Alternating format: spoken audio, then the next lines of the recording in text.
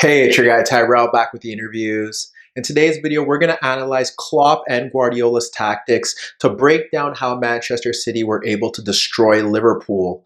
When we break it all down, we do look at the board. We have Liverpool in a 4-3-3, and we ended up seeing Guardiola shift his tactics and adopt more of a 4-4-1-1 with Kevin De Bruyne just in behind Gabriel Jesus. So first, we'll look to how Liverpool were able to get into good areas, and it starts with City's system. They dropped off into two banks of four, and they had De Bruyne and Gabriel Jesus sitting in between Fabinho. If De Bruyne stepped to a center back, then Jesus would stick to Fabinho and vice versa. But what City did well here was that they ensured that Fabinho couldn't get on the ball freely in those deeper positions. They had Rodri and Gundogan stepping into the path of Wijnaldum and Henderson. And then you had Sterling and Foden tasked with closing down Alexander-Arnold and Robertson. Foden did a better job of sticking out into the path of Robertson, but there were times where Sterling was caught a bit narrow, and that's where Liverpool had an outlet to play in Alexander-Arnold breaking forward. However, what you could see here was that City was organized without the ball, and Liverpool didn't look comfortable playing through that midfield zone. So what you ended up seeing was that in those opening 10 minutes alone, Liverpool played balls over the top on 6 separate occasions to Salah and Mane to get them into good goal scoring positions. When we look to one example, you see Van Dijk ahead of Jesus and De Bruyne, and he locates the run of Salah across a narrow Mendy and then across Laporte to get onto that ball, chest it down, and force Ederson into a save. But the most common theme for Liverpool behind that Manchester City defense was by getting balls over the top and locating the run of Mane in between Walker and Garcia. Initially, it was Henderson scooping the ball over Mendy and Rodri for Salah,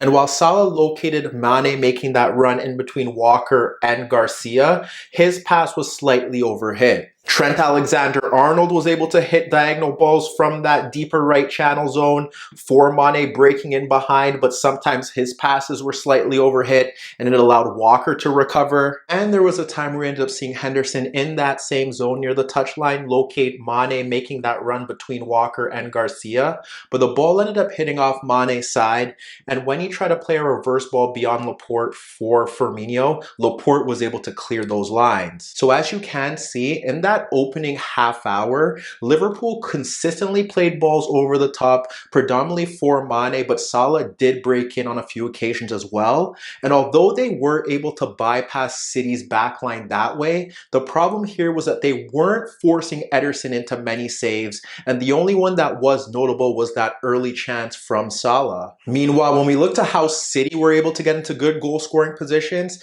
they first had to bypass Liverpool's high press. Liverpool's high press was as expected. You had Firmino ahead of the ball playing center back that was in possession, and then you would see Salah and Mane in those gaps between the center backs and the full backs trying to block off those passing lanes. You could also see Firmino ahead of Ederson if he was on the ball, but nevertheless Firmino was central, and then that's where you ended up having Henderson and Wijnaldum pushing out to Rodri and Gundogan looking to drop off a bit deeper. If City were able to get the ball out to Mendy or Walker, then you would see the shuttler shift over. For instance, you would have Wijnaldum stepping out into the path of Walker, and then Fabinho would step into his man, and vice versa, where you would see the movement of Henderson shifting out into Mendy, and then Fabinho would step into the path of his marker. There were some variations throughout this where we ended up seeing Mane and Salah look to gamble on the center backs. For instance, we did see Mane step out into the path of Garcia. Robertson was quick to shift out into Walker, and then we ended up seeing Firmino drop off a bit deeper to close down Gundogan. And when we look to the right-hand side, we saw Salah stepping out to Laporte and Henderson towards Gundogan, and in that play, Gundogan ended up getting the ball and looking to quickly switch it out into the path of Mendy, but we ended up seeing Alexander-Arnold quickly step into that lane, and that pass was wayward. And with that press, we did see Firmino and Fabinho apply help.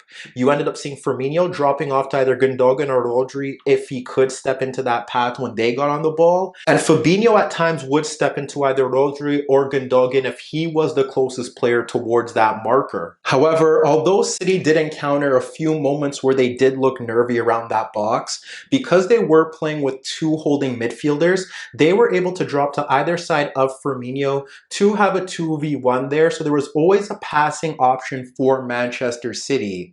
City made it a bit difficult for themselves when Gundogan looked to split the center backs, because then that allowed Firmino to step into his path, and then you would end up seeing two Liverpool players stepping out into the path of De Bruyne and Rodri. But City were still able to bypass that press when Gundogan split the center backs, based off the fact that Gabriel Jesus, Foden, and Sterling were dropping off deeper in those midfield zones to operate as additional passing outlets, and they were able to seamlessly play through that press. However, when we assess Man City's dominance, there were a few key players that ended up shifting the game through their movement across the pitch. We'll start with Kevin De Bruyne, who was playing behind Gabriel Jesus. So the reason why De Bruyne's positioning was significant here was based off the fact that we normally expect our number 10s to receive the ball between the lines or in pockets of spaces centrally. But De Bruyne was instructed to shift out into that left channel away from Liverpool pressure, and that's where you're able to see the 2v1s, because Sterling or Gabriel Jesus could shift into the path of Gomez or Trent Alexander-Arnold and look to move centrally or in behind, and then that creates a gap for De Bruyne to get into the final third without any pressure. He can either deliver a quality cross into the box, or you can look to run at Alexander-Arnold, who isn't the greatest 1v1 defender, to get himself into a good goal-scoring position. It also allowed Raheem Sterling to play a key role in more of a central position, and he won the battle against Joe Gomez throughout that opening half. When you look to Phil Foden, he was dropping off a bit deeper to pull out Robertson, and although those two did a very good job of nullifying each other's threat down those flanks, it was Phil Foden's running that did play a key role for Man City. And then you ended up going down to that left back role where Benjamin Mendy was able to constantly get forward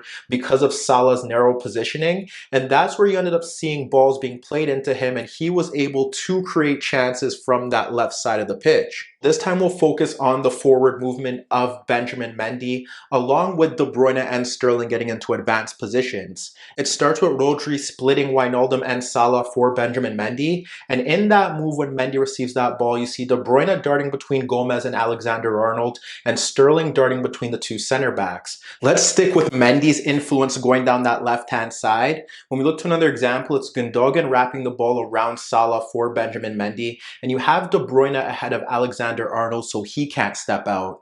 What you end up seeing from Mendy there is that he fizzes a superb ball through that 6-yard box. Jesus nor Sterling attack it, and Foden tries to at the back post, but Robertson does a very good job of blocking off his ability to get onto it. If we look to another example, what we end up seeing is Ederson rolling the ball out to Gundogan with no pressure, and Gundogan's able to split Henderson and Fabinho to locate Kevin De Bruyne shifting laterally away from Alexander-Arnold to receive that ball. And when De Bruyne receives that ball, he ends up splitting the center backs to find Gabriel Jesus breaking in between Robertson and Van Dijk, but Gabriel Jesus runs offside, and that ruins a goal-scoring opportunity. De Bruyne found Gabriel Jesus later on in that half, and it was when he received that ball between the lines from Rodri, and he was able to split Henderson and Fabinho along with Van Dijk and Robertson to find Jesus breaking in behind. And although Jesus was able to spin away from Robertson, he fired his effort wide of the net. But if we want to focus more on De Bruyne's movement, there were two examples in particular that sum up what City were trying to do down that left-hand side.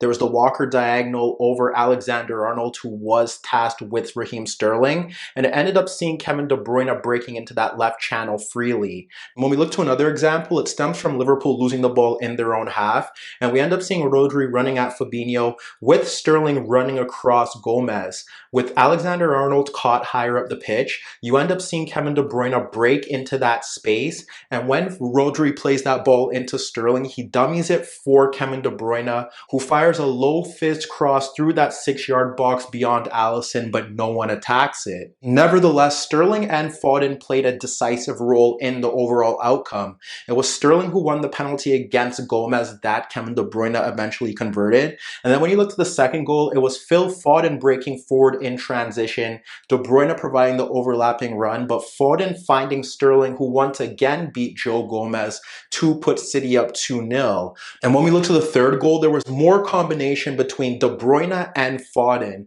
You ended up seeing Gundogan wrap the ball around Wijnaldum, and with Foden dropping off a bit deeper, Robertson reacts to it late, and by the time he steps into the path of Foden, Foden is looking to De Bruyne ahead of Van Dijk. They play a quick 1-2 and De Bruyne is able to flick the ball into the path of Foden, and he finishes superbly. But as you can see here, both sides were able to get into good attacking positions. Liverpool looking to play over City's press to get Mane and Salah in behind, but they weren't ruthless with their finishing. Whereas when you look to City, the combination of Mendy pushing forward, De Bruyne getting into that left channel freely, Foden's forward movement, and Sterling winning that battle over Joe Gomez was the difference here, as when they got into good areas, they punished Liverpool. Hi everybody, thanks for watching, and subscribe here for your latest tactical analysis and daily commentary on the Interview show. And if that wasn't enough, don't forget you could find more organic, unfiltered soccer/football analysis on the Interviews podcast, the best soccer/football podcast in the world, available on iTunes, Spotify, iHeartRadio, Spreaker, and any Android apps on your Android devices.